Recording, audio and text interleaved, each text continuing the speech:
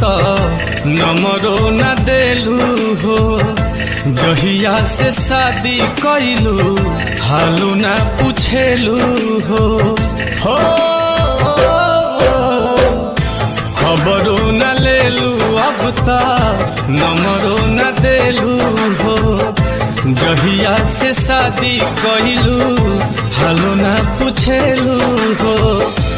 सही सतैबू काहे जान